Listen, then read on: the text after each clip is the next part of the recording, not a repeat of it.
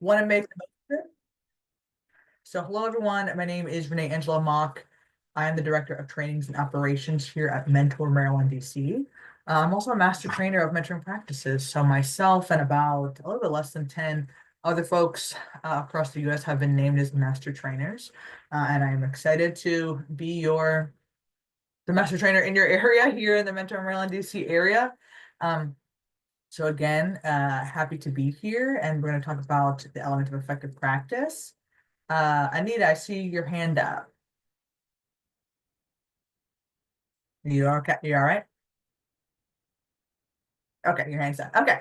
But please, the chat is lively. Please keep it live. And I'll just get a little bit into Mentor Maryland DC if you are new to us. So Mentor Maryland DC is a regional affiliate of the National Mentoring Partnership. That's who named myself and other master trainers. And we are your regional experts on mentoring. And our vision and mission is to ensure that every young person has a supporting and caring adult, and that in our region, Maryland and DC, mentoring programs and mentor relationships are of the highest quality, and that there are enough, right, for our young people. And we're kind of closing this mentoring gap that's been determined by research.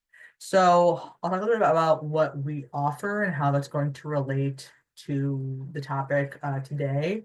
So right, our connection to the National Mentoring Partnership is about 25 other affiliates like us across the US that aim to get resources, best practices, trainings, and things like that for you. We also have our no-cost technical assistance via the National Mentoring Resource Center, which I'll also talk about a little bit later. If your program is not already in our mentoring connector, so the mentoring connector is a national database for mentoring programs to market their mentoring opportunities and for their program opportunities for young people as well. So we manage the Maryland and DC, the regional version of the National Mentoring Connector. You've likely, or I hope, have been to a training or a roundtable with us. We love to connect with you all, and that's one of the reasons that we're having this session today. I know we all have been talking more about the elements of effective practice in the next quarter. Again, promotion to best practices is what we're talking about today. Access to the National Quality Mentoring System. If you've been reading our newsletter or following us on social media, we've been highlighting our programs who have gone through that process, which is also through technical assistance. So if that's ever something you're interested in, please reach out to the program outreach and support manager in your area. And then we aim to keep you posted about funding opportunities. The best way to find out about that is to follow our newsletter and our socials. Well, those are things that we post about like in stories and things like that. But please make sure you are following us. When we know about those, we share those out with you. And then we aim to be a resource for new programs, which is totally relevant to what we're going to be talking about today. So you are a new program, I know a new program, we hope to connect with you. So again, we can focus on that kind of quality piece as it aims to for programs. So like I mentioned, we are in a webinar version today. So there's a few different ways for you to interact. And I want this, while this is going to be a lot of information sharing, when you have questions and thoughts, please share them in the chat with reactions. Feel free to raise your hand. And then we have this Q&A here. So please, if you have questions, move them to the Q&A portion so we can be pinged. We'll aim to have some question Q&A at the end, but if there's questions throughout, please let me know so we can address them as we move along. But yeah, I want to make sure that I'm answering as many questions as I can now before the end of the session. Again, we only have an hour today. So thank you to everybody introducing themselves here in the chat. You will receive follow-up to this session today. So we are very glad that you are here. So today we're talking about the element of effective practice for mentoring. So if you're not familiar with the element of effective practice, this has been one of the most important products that the National Mentoring Partnership has come out with. And what's happening is that the 5th edition of the EEPM, we'll call it moving forward, is about to come out in January. The last element of effective practice for mentoring was the 4th edition, and that came out about 10 years ago. So our research board and our senior director of research at the National Mentoring Partnership has collaborated with many other researchers and academics and getting information actually from on the ground programs and things like that to make the updated version of the element of effective practice, which again is officially dropping in January. You're getting the sneak peek. So you have likely heard us talk about the EEPM before, the EEPM5, and about our standards of practice and things like that. And this new version is really quite updated and new, and we'll talk a little bit about that today. But the purpose of the EEPM is like, what is, again, as you can see on the slide, what is it filling the need for? Collective wisdom about the field, what's the best and effective way to implement a mentoring program, and then also common starting points that all mentoring programs share. So again, this is really for everyone kind of doing mentoring out there.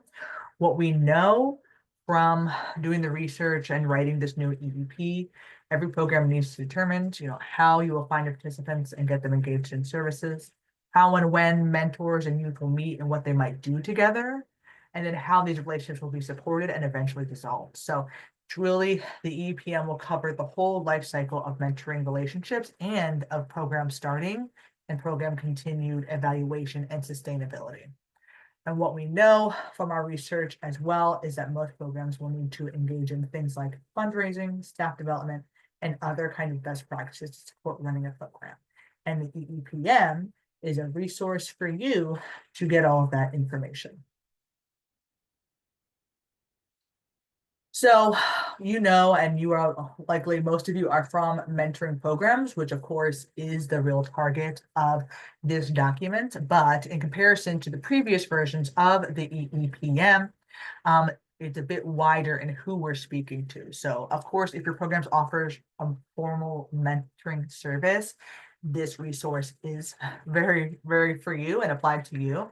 Most of this information is relevant for youth serving for programs that serve youth up to 18, but much of it is applicable for young people up to age 24. For any program, and we know not just mentoring exclusive programs have mentors and volunteers. So if you have those folks engaged at your after school program, your tutoring program, this resource is for you. And then any groups, organizations, or otherwise that purposely match youth and mentors in mentoring relationships, whether that's a one-on-one relationship, whether that's a group relationship, and even informally as well, this resource is for you.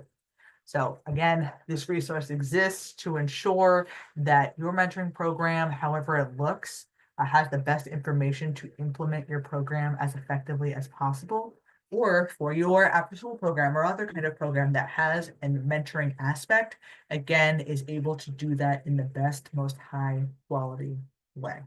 And this is all research and evidence-based, which is what we love. So when you say that you've learned about the EPM and applied it to your program, that you can communicate that information out to your donors, your funders, and your impact, that your program is aligned with the element of effective practice, which selfishly on Mentor Maryland DC, that's our goal for you, is for the mentoring efforts in Maryland and DC to be aligned with these best standards of practice, which is exciting. Again, this is how we do that quality piece, and we're ensuring that everybody has these research and evidence-based standards. So something that is new to this version of the elements of effective practice is that throughout, we have this common goal of belonging. So while the EEPM and us here at Mentor don't specifically take a stance on what the outcomes of your program should be working for, of course, that should be determined by your partnership with youth and the community that you serve. But one outcome that this EEPM, this version of the EEPM promotes for all mentoring programs, regardless of their nuances, is a sense of belonging. This should be our shared goal for young people outside of the mission and vision of our programs, right? So what we know is one of the fortunate realities about modern life is that we are isolated from each other. People tend to be a bit isolated from each other for a myriad of reasons. And some young people in America, of course, experience far more marginalization than others, but it is true that all young people can experience these periods where they feel like they don't belong, don't fit in, aren't welcome, or are marginalized for who they are, or where they are from, and what they look like. Our point of view here at Mentor is that mentoring programs can combat this. A mentor is someone who's there for you, a lifeline of wisdom and opportunities for personal growth, the community source, to feel accepted, to feel loved.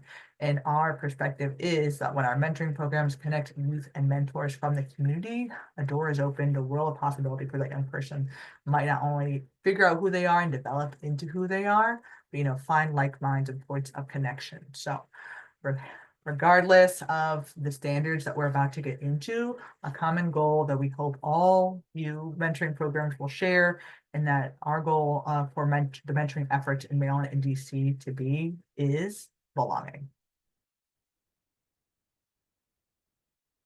So if you may remember from those of you who have been through trainings for our EEPM4, so EEPM4 had about 6 standards, which you might remember as screening, recruitment, closure, and things like that. Those have been overhauled, and what we have now are 16 standards. So what we have on the screen here, this overview here, is kind of the actions that we're asking programs to take when they consider each standards. And we'll go over the elements in just a second. But as you can see, there are 16 elements and 16 kind of actions that you will explore in that element chapter. So that is defining program values, creating strong program design, finding youth participants, recruiting qualified mentors, enrolling young people in the program, screening mentors for safety and fit, prepare youth and caregivers, train mentors for their role, establish mentoring relationships, partner with caregivers and others in the mentoring relationship system, supporting the mentoring relationship, managing relationship endings, maintaining leadership and staffing, engaging the broader community, build capacity and infrastructure, and evaluate program impact. So as you can see, this is truly the full lifespan of a program. There is research and action items for you to take, with each element of the EEPM. So the newest ones for this edition are really about program values, strong program design, the caregiver piece, and then all of these ones at the end is kind of ongoing work that we need to do to sustain and ensure the quality of our programs.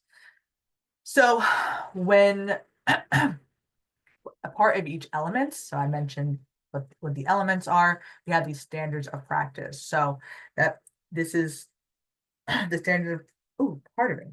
We'll go over each standard, and each standard also has a list of specific practices for you to enact that standards. There's also in every element suggestions for adapting the practice for several common mentoring models. So whether you have a group mentoring model, peer-to-peer mentoring, e-mentoring, school, or other site-based models, or even informal mentoring programs, there are adaptations and call-outs in each element that will speak directly to what your specific program can do. Every element has a discussion section that highlights the relevant research, practices, the wisdoms, and explains why these practices are important for you, our programs, to consider.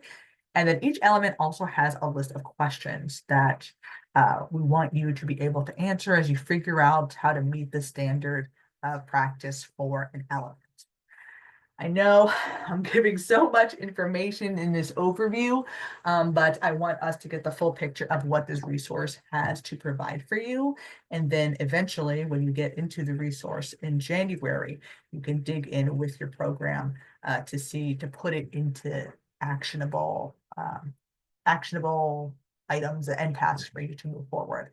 So first, we're going to review what all of the elements are and the different sections of the EEPM, and then we'll talk about what this will actually look like besides you having access to the resource, what that will look like, but also what Mentor Maryland DC intends to do as training, so what the training framework will look like for your program to get all of the information about the EEPM. So the EEPM, the resource is broken into 3 sections, and then the actual trainings are broken into, we have 16 hours of training that are broken into 8 sections. So typically 2 elements are covered in each training.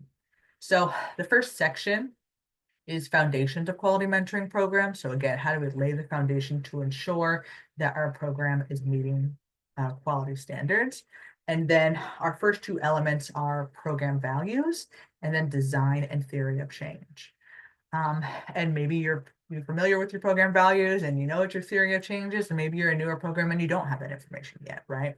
Regardless, this section will help you to evaluate those things, see if your program values, design, and theory of change is reaching evidence-based standards.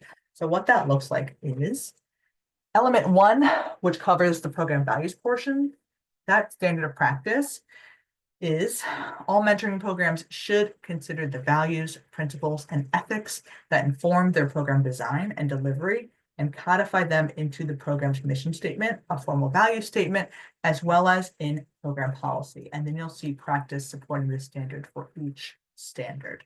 So again, these standards of practice have been determined from research. And when it comes to program values, this is about us really digging into what are our values, what are the principles and ethics that guide our program? Does our program design actually match what our values and principles are? Then, are we codifying that into our mission and vision?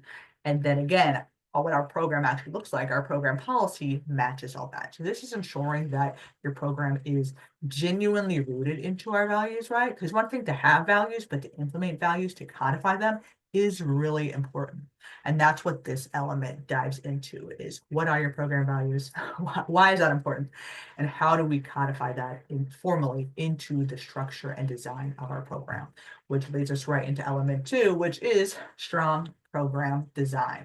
So this standard of practice and each, which you'll find as we move forward, is that each element really builds on the previous one. So it is worthwhile to go through all of them. But element 2, strong program design. All mentoring programs should design their services based on careful consideration of youth strengths, needs, available resources, and a theory of change that describes how the program's mentoring experiences can help youth achieve meaningful progress on relevant outcomes. This program design should be codified through written documents that include a mission statement, a vision statement, a logic model, and a theory of change, and a policy and procedures manual. Woo! Sounds like a lot of work, right? And it is. And this section will really help you dive into looking at your program design if it's not something you spent time on before, or again, tying all those pieces together, the program design, your mission and vision statement, what is your logic model and theory of change? And again, when we have those things, how is that actually implemented? How do our policies and procedures help us make those connections and ensure that we are actually implementing our mission and vision? So again, strong program design is a starting point, but if you are an existing program, there is opportunity here to do that kind of auditing of your mission, vision, logic model, theory of change, to assure and adapt, make a readapt, update, and edit your policies and procedures. So there is still this value of getting into and going back to review our program values and our strong program design. Oh, audio is lower. Let me see.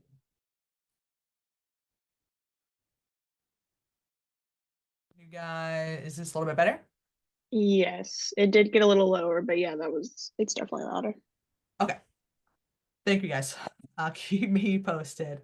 So our next section, which is the element of effective mentoring services, are elements 3 and 4, which have to do with how we get our young people in our program and how we get our mentors into our program. So the previous EEPM didn't have tons of information about the youth side of it. It was specifically focused on the mentor side, but now we have some standards of practice for us as it relates to how we get youth into our program. So our standard of practice for element 3, youth recruitment, is our program recruits an appropriate number of eligible youth by implementing a formal recruitment plan. And you can see some of the practices supporting the standard there.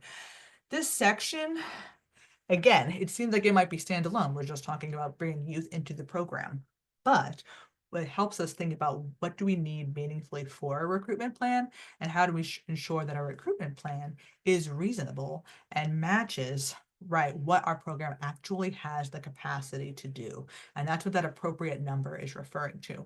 Are we overshooting? Are we taking on more young people then should be in our program? Are we selecting the young people who are the best suited for our program and who are most likely to get through that theory of change and have those positive outcomes, right?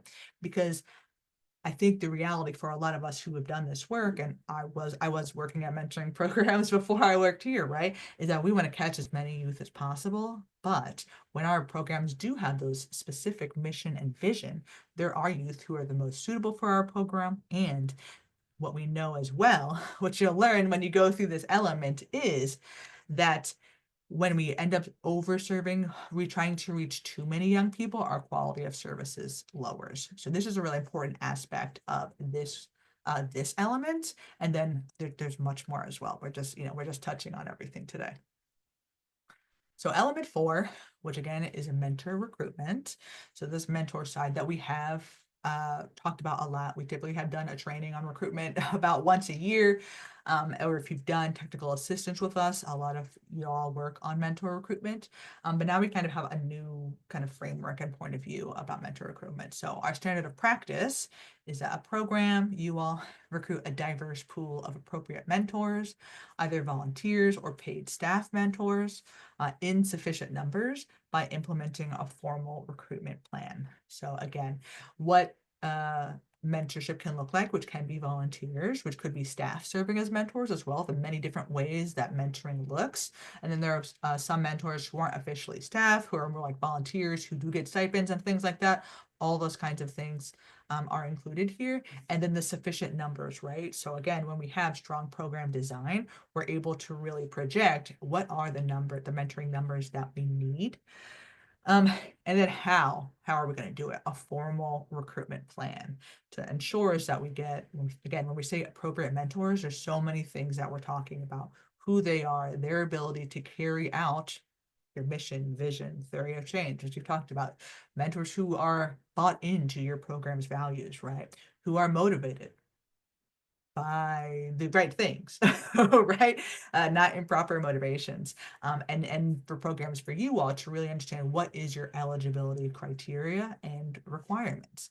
I think one thing in this section when we think about recruitment and we move on, we're about to talk about screening, is that we always want to cast a wide net, right? But how do we kind of do that filtering so we get the right people into our program to, again, help us carry out our mission and vision? And how do we ensure that our mentors are understanding all of that, right? What their role is going to be, what your program is about in this stage, in the recruitment stage. So that's what element 4 gets into. So continuing on with the elements of effective mentoring services, which really, right, that's the bulk of the work that we do, right, is carrying out mentoring services. So this is where we get into the enrollment and screening process. So elements 5 and 6. So we've done the recruitment. How do young people and mentors get into our program and get kind of onboarded, right?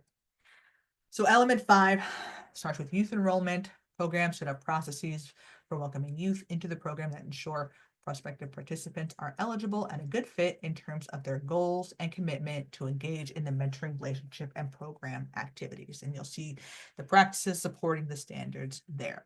So again, what we know from our research, which you'll learn about more when this resource is released, is that this process is really important and can inform a young person's longevity into the program. So we want to ensure they have a smooth process, that they understand the expectations of the program, that there are formal policies and procedures for young people being enrolled into the program, that young people understand their eligibility into the program, and if that eligibility may change over time, right? And that also, when we're talking about youth, we're also looping in our caregivers as well, that there are things like applications and a formal enrollment process. And that also we are considering that the young person is formally consenting to be in the program, right? Especially for our younger youth, they often are just getting dragged into different programs and activities. We want to ensure that again, when we review element 5, that we are really thinking about how are we ensuring that our young people genuinely want to be here, understand what they need to do to be here, right? And that what are the expectations of them as being part of the program. So that is element 5. And then element 6, mentor screening and enrollment. So it's something that we've done screening trainings before.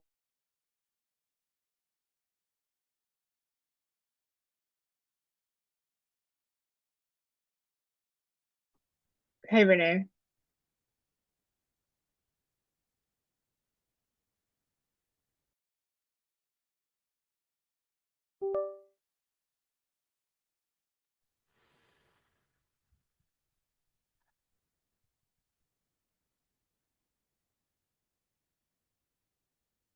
Can y'all hear me? Yes, you're back. I was just about to text him. We Yeah, can't see you, but we can hear you. Oh, there you are. okay, yes. Okay, well, my webcam's not working, so you will see the side of my face for now, y'all. Um, so, Keith, I see your hand is up. Let me, where was that? Okay, so here are the practices supporting that standard of mentor screening and enrollment. So, this process is a really, really important process. And this element really dives into that safety and suitability piece and what are the steps we need to take to ensure we're considering all aspects of safety, what that means, and all aspects of suitability, which is something that we've not necessarily explicitly defined before. And once you're programmed to define, again, that's in alignment with your programs, mission, vision, theory of change, and things like that. So this really dives into that piece. This is a really important part of the process for mentors. And this section is really, really meaty to help you start to write those policies and procedures or review your existing policies and procedures to ensure that this process is serving the goals of your program. Continuing on with our elements of effective mentoring practices, youth and caregiver and mentor preparation and training. So something that was not really dived into previously is how can we ensure that our young people and their caregivers are prepared and trained, to be in your mentoring program. So that might be a formal training, it might not, but it's really about creating understanding. So that standard of practice is you all, the mentoring program, offer youth and caregivers as relevant, a robust preparation experience, typically centered around a mandatory orientation or training prior to starting mentoring relationships that builds their skills and knowledge for participating effectively in the program, as well as offering ongoing training throughout the relationship. So I'm not sure why that looks all smushed. Sorry about that. So this is again orienting our young people to what it's like to be in your program. What are your expectations of them, right? We have rules, we have expectations. If you're going to be in a mentoring relationship, what that looks like, expectations of attendance and things like that, and getting the young person and their caregiver all up to speed on what your program expectations are then. Again, what you'll find that the research says is that when that's not done, a young person's longevity in the program may not be so long, or there may be kind of misunderstandings, miscommunications, bad feelings between a caregiver and the program if those things aren't properly communicated. So in element 7, we talk about how can we get our youth participants and their families really engaged and ready to be in the program, ideally, for as long as your program mission, whatever that mission is, but for as long as possible, and so that they are highly engaged in their mentoring relationship and get to what's at the end of our theory of change, our positive outcomes for that. And then element 8, mentor preparation and training. You've likely heard us talk about this before. We host trainings for your mentors as well, but the standard of practice for element 8 is the mentoring programs offer robust preparation for mentors, most often in the form of a mandatory multi-hour training event prior to any mentor beginning work with a young person, and additional training offered over the course of their relationship. So that training should provide mentors with information critical to their success in the role, while also building their confidence for the experience and sense of collaboration and staff around fulfilling that role. So again, you'll see the practices here. Again, our mentors are the ones carrying have a role in carrying out our theory of change, right? Our logic model should be including about how mentors are going to help our youth reach those outcomes. And this section, this element helps us dive into what that training should look like. So mentors are actually prepared to have a meaningful relationship with their young person that is going to help guide that young person to the positive outcomes and goals of your program. And we talk a little about what makes an effective training, content that is absolutely needed, content that is specific to your program that should be in this training, um, and how training is honestly another opportunity for screening. So this would be an opportunity for you to get to know your mentors, to get more information, and to see what kind of gaps may need to be caught up for that mentor by training. So this is a really, again, I'm gonna every element is really important, but every element is really important, I promise. But this is a really effective element to implement as it relates to mentor retention. So mentors being with your young person and with your program for a long time, and for mentor success. So mentors seeing what their role is in carrying out the vision and having the tools to do so. That is what we're catching and implementing when it comes to training. So we're about halfway through our elements. I understand there are so many, but they're all really, really important. So continuing with mentoring services, we're talking about establishing mentoring relationships. So this is what previously we would have called matching, but because mentoring relationships look many different forms, group mentoring, e-mentoring, and things like that, we're just talking about establishing mentoring relationships. So how do we make those initial connections between our mentors and our young people to set them up for success? So the standard is mentoring programs create new mentoring relationship, whether between individuals or between mentors and groups of youth, using a standardized procedure and set criteria that increase the likelihood of a successful mentoring experience for participants. So this is often, and the practices here, this is again where we are formalizing the work that we're doing and evaluating what is our criteria for making mentor matches or establishing relationships. What are our procedures? And again, how are we setting them up for success and ensuring that at every step in the beginning that we're ensuring that we're setting them up to be in that relationship, ideally for a long time. So there's all these kinds of small steps that we want to take at this point that we know from research, if they're not done, it's more likely that a relationship will terminate early, or there will be a negative kind of satisfaction with that relationship. And again, at this point, now we're getting commitment from the mentor and the young person to establish the relationship. So none of these standards are excluding communication with our young people or mentors or the community. That's a really important part that's been applied to this version of the EEPM, is that we are getting everybody's voices and commitment at each level. And because the research says that is really important to mentor-mentee relationship success and program success. So again, when we think about the work it will take,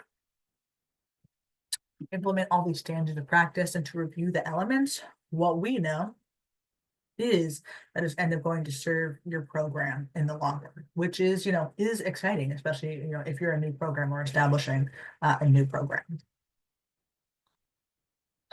Elements 10, 11, and 12 have to do with caregiver engagement, supporting the mentoring relationship. So that is the work of the mentor-mentee are matched. What are you doing to support the relationship and ensure its quality over time? And then relationship celebration and exit. So what was formerly called closure, what that kind of end of the relationship or a transition of the relationship looks like. So to start with element 10, ongoing caregiver engagement. Again, in the previous version of the EEPM, caregiver engagement was, I don't want to say it was glossed over, but wasn't, we didn't have the research then about what that looked like and what that should look like. So this is its own element, as we found that it is extremely important to the success of your program and mentor-mentee relationships. So for ongoing caregiver engagement, the standard of practice is that programs should implement as relevant to the population served and your program model. So again, the nuances of your program can be input into how you apply each element. So we're still kind of speaking to everyone, and it's going to be you continuing to reflect on what the truth of your program is, what your model is, who you're serving, so you can apply each element and standard practice to you. But anyway, programs should implement as relevant to your population served in program model, several strategies for meaningfully engaging caregivers or others who directly support the mentoring relationship. So whoever that might be in the young person's life, in program activities and in the mentoring experience of the youth. So caregivers can look like a lot of different people for young people. And what we found is it's important for programs to know who those caregivers are, who are the people who are invested in the young person that can help support their time in the program or in the mentoring relationship, and what that looks like so that it is genuine, that again, it serves the mission and vision of your program, and that will increase the likelihood of a young person's positive time in the program and in their mentoring relationship. Element 11, supporting mentoring relationships, kind of the day-to-day work of your mentoring program, right? Program should require ongoing, consistent check-ins and support opportunities to mentoring participants to minimize risk and maximize the positive impact of the mentoring relationships. So are we providing support to the mentoring relationship that, again, we're avoiding risk, that safety piece, and that we're maximizing the positive, that suitability piece, and that ongoing support of that.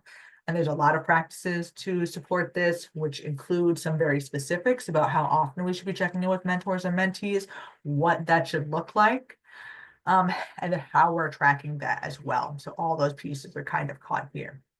And then how do we do that ongoing audit of that this relationship is going well? How do we know that? Again, as it relates to our program model, our theory of change, all those kinds of tools that we need, we're going to dive into in element 11 to ensure that if our program isn't specifically doing that now, that we are standardizing that and explicitly writing that into our policies and procedures.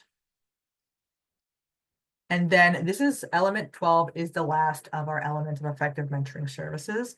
And again, it has to do with relationship celebration and program exit. So programs should facilitate a relationship celebration and program exit process that ends the mentoring experience on a positive note and provides an opportunity for participants to express gratitude, share feedback, and process the experience of being part of the program.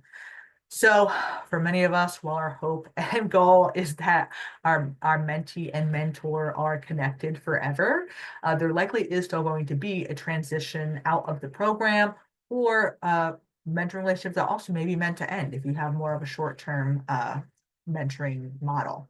So this is again about establishing those policy and procedures as it relates to the many kind of version of a mentoring relationship closure, which can also be unanticipated, right? And even if we don't anticipate it, how do we make it positive? Those kinds of tips and things are in this element. Again, regardless of why our mentoring relationship is ending, we should prepare mentors and mentees for the closure of the relationship and implement closure activities. So again, if we think all the way back to preparation, training preparation for youth and mentors, is that then that's when they have an understanding of what closure could look like, right? That they are prepared.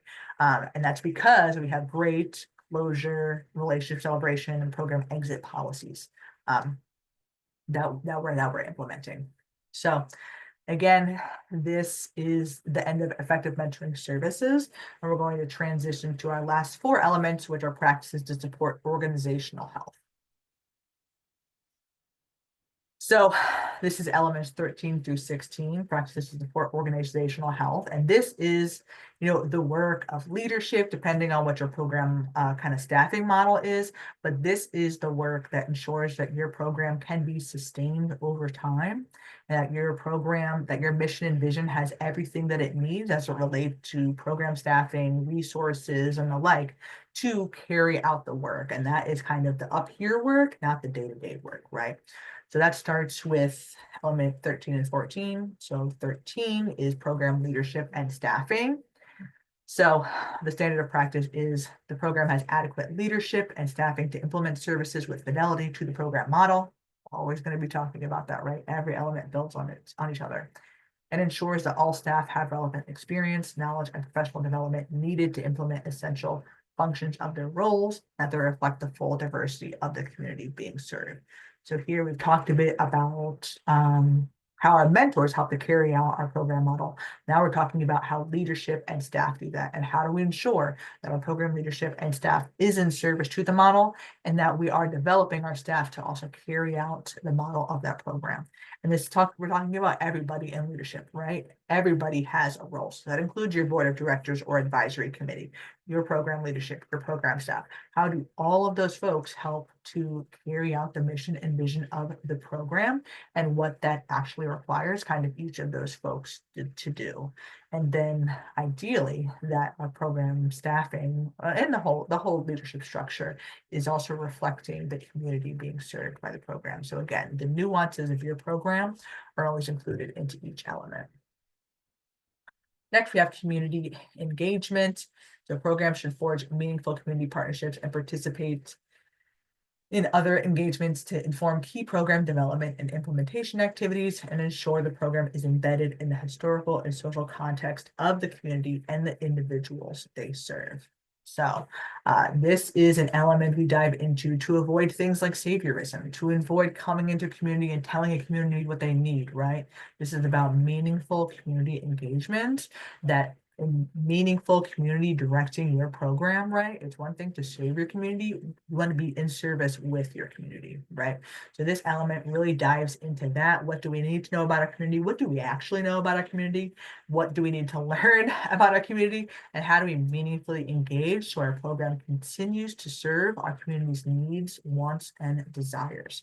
So again, this is a piece that wasn't really in our previous versions of this, but again, from our research, has been deemed to be quite important, how we engage with the community that our program is in and the community members that our program serves. And then our last two elements, and our last finishing up this section on supporting organizational health, program infrastructure and sustainability, and program evaluation, which for our program leaders in the room, I know both of these words are quite familiar to you all. So element 5, program infrastructure and sustainability, is again, this longevity of your program. So for this standard of practice, we want to ensure sustainable service delivery and organizational health. Programs should employ multiple management policies and practices, including but not limited to resource development, financial management, marketing and communications, information management, and liability insurance. So again, when we talk about the longevity of our program, what does our program need? All these kinds of different bits, we dive into it into this element to help you make plans, if you don't have them already, on how to do them, and continuing to check in on this plan, because the elements of effective practice are not things that we implement once and we never review. What you'll find is that each element is going to encourage you to review that element and those standards of practice on a regular basis. So specifically as it relates to program infrastructure and sustainability, that's something that we want to be revisiting to ensure in the next year, the next 5 years, whenever you're doing your strategic planning, that we have all of those things in mind, and we're continuing to evaluate, is this going to serve the next year, 2 years, 5 years of the program?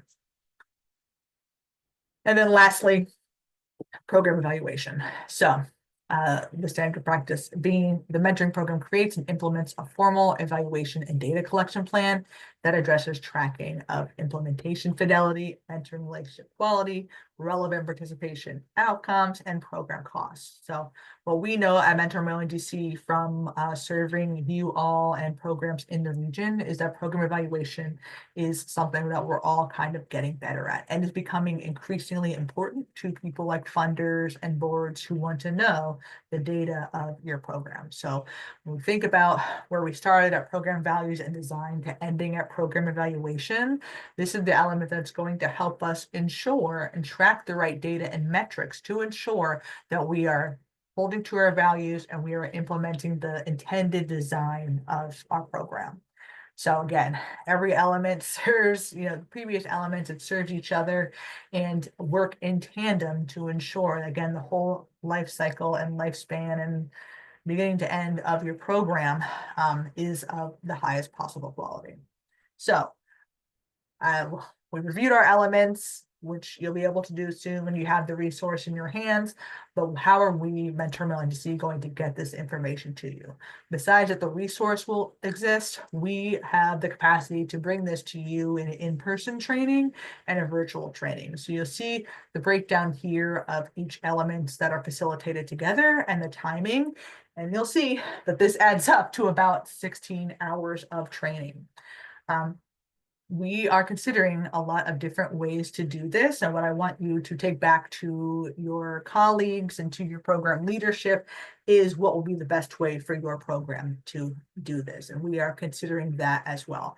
Myself and my colleagues, Dan and Kiana, who you know, are all trained in facilitating the element of effective practice for the 5th edition, which is very exciting because hopefully it means there will be many opportunities to engage in the content, but it is a commitment to be engaged in all of the content. So again, from the session today, I want you to consider what elements may be most pressing for you, and then also what format. So while we do have our in-person format, there is an application to facilitate this virtually as well. So, and what that may look like could be different. So it's been discussed about doing in-person training over 2.5 days in cohorts, getting that done quite quickly. Oh, is my sound out again? No, I hear you. Okay. So with our in-person, it's been considered that this could be done over 2.5 days to get through all the elements for it to be a really working section. For our virtual, tolerance to do 16 hours of virtual is quite different. So considering maybe weekly cohorts, twice weekly cohorts to get through the elements and collaborate. So again, what we want you to consider is to think about what may be your program's most accessible way to engage in the content. And we'll be reaching out to you a little bit more to get that information from you so we can plan our efforts accordingly, because our efforts are and will be for the next many years to ensure that our programs serving the young people of Maryland and DC are practicing these standards of practice, are regularly considering and auditing the elements as it applies to their program, and that we're all doing our best evidence-based work for our young people. So the formal resource will be released on January 13th, and you'll see formal announcements from the National Mentoring Partnership, but also from us. But the way that the resource is going to be able to be engaged for you all is through this kind of microsite, mini website that's just about the element of effective practice 5th edition. So I have seen the mock-ups of the website, and it is awesome, especially compared to what exists for the previous elements. So that is really exciting. So on this kind of microsite, you'll be able to download the full resource, which is many pages. If you want to have that download as a PDF, you'll be able to download a checklist. So for each of the elements, the practice supporting the standards, so you'll be able to have that, and again, use that as a tool. You'll be able to download by element. So if your program is, again, wanting to review element by element, you'll be able to do that as well. Each element has these questions to consider, of which there are many, right? And these questions are for you, program staff, board members, for everybody who does the work of implementing and creating your program. Questions for you all to reflect on, to be truly connected to your program's mission and vision, to the elements, to the practical application, to the nuances of your program. And are going to be great discussion questions for your program to go through as you kind of do this kind of auditing process of the elements of effective practice. What this microsite will also have for you is pointing out what are the opportunities for authentic youth and community engagement, which again has been a really important highlight of this version of the EEPM. How are we ensuring that we are authentically engaging youth in the process of us implementing all of the elements, as well as the community as well. Each element page will also point out what the potential metrics to track to ensure that we are implementing all of the standards of practice, which again, the work behind this version of the element of effective practice has been, our aim has been to be quite explicit about what are the actions that your program can take to implement these research-based elements, which again, it couldn't be better. I'm really excited about it. I was one of the people working on the resource and the training, so I can say that the content that is to be released, the trainings, etc., are more engaging than ever and more practical. And that is the point, is that this is to be as practical as possible for you all. And then as well, on each page for each element, there's also going to be resources that you can dive into right away from the National Mentor Resource Center, that you and your program can dive into. So whenever you are reviewing an individual element and you think, how do I do this? I need a resource about a recruitment plan, this, that, and the other, there will be links for you to engage in those resources immediately, which again, super, super exciting. So what's next here at Mentor Mailing DC for us as far as it relates to implementing the element of effective practice with you? For those of you who come to our roundtables, the element of effective practice 5th edition will be the topic of conversation in Q1, January through March. So if you go to a roundtable, my colleagues Kiana and Dayan will be facilitating conversations for you to engage with the other programs in your area about the EEPM. We will send out information to the EEPM webinars that will be happening and hosted by Mentor National once the resource is out. If you want to dive even deeper or send a colleague who couldn't be there today, that will be another opportunity to fully engage in the content. We will be, and this is something I'm very excited about doing, we will be sending out a survey throughout January about how your program sees their engagement in the EEPM5. So our goal with that survey is to understand what method of training will be most accessible to you. So whether that's in person, whether that's virtual, how far would you be able to travel? How much time could you commit at a different time, so that we can ensure that our implementation of this learning to you is as accessible as possible, so we can catch as many of you, and so we can ensure that your program is able to dedicate time and be fully engaged in that training. Lastly, or not lastly, as we're wrapping up, Credly badging. So for those of you, we have been since June issuing Credly badges, which is a digital badge or credential for different learning. So we let you do it for some of our trainings, but as it relates to EEPM5, it is our aim to give programs acknowledgement that they have gone through all of the elements and done that work with their program. So that is something that we are looking to offer this year, and that's our goal, is that if you're going to do the work to go through all of these hours of trainings and review the elements, that you're recognized for it, and so that you're also able to share out those badges, right, to your funders, to your donors, that you all are doing the work to be aligned with the Elements of Effective Practice 5th edition. Mentor Maryland DC, our aim is that we're going to be communicating with local funders as well about the new elements, so they can also ensure that when they are granting funds, that programs are engaging in these new best practices. So we are trying to ensure that funders are up to speed on these same elements, and that we're all kind of on the same page about what we're trying to do and the quality of the work for mentoring in Maryland and DC. And then lastly, we hope we'll see you at the National Mentoring Summit. We will be there. The elements of effective practice will be a major topic of conversation over the course of the Mentoring Summit. So if you are there, please say hi to us. Please come to our luncheon that's happening on the Thursday of the summit. But this will be a topic of conversation there, which is very exciting. And yeah, will be a point to talk to some of the researchers who worked on it. They will be there, and again, opportunity to communicate with programs, from all over the country, but about this new resource and how it's going to impact the mentoring field. If you have any questions, we're reaching the end of our time. Please put them in the Q&A. We will send out the slides. I'm not sure if for participants, that we have to get everybody's consent to send out their information. But if you are willing to share your information, please drop that in the chat with all the other attendees. But lastly, another thing that you can do in the meantime is to get engaged with our no-cost technical assistance. So I mentioned this earlier, our technical assistance is aligned with the element of effective practice. Our technical assistance is managed by the National Resource Center, and what it does is to connect you with one of our beautiful consultants you can see on the screen, or with a staff member at Mentor Maryland DC, which we'll be able to dedicate one-on-one time with you to work on a project as it relates to one or more elements, which is very exciting. So this is something that you can apply for once a year. So now is the time. So you can submit your application at that link. And again, you'll be connected with one of our amazing expert consultants to work on a project that will serve your program as it relates to one of the elements of effective practice for mentoring. I'm at the end of my time.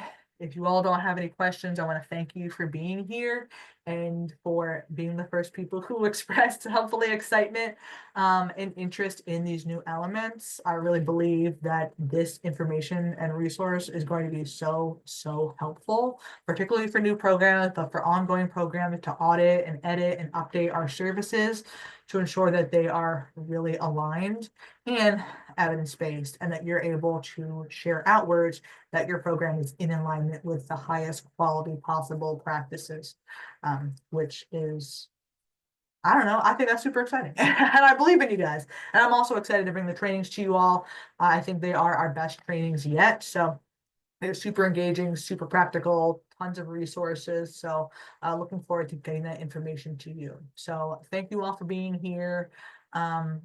I'll stay on for a little bit, but if you this recording will be on YouTube, we'll have a transcript, we'll send out the slides, but look out for that survey in January, and I hope everybody has a happy holiday and a happy new year.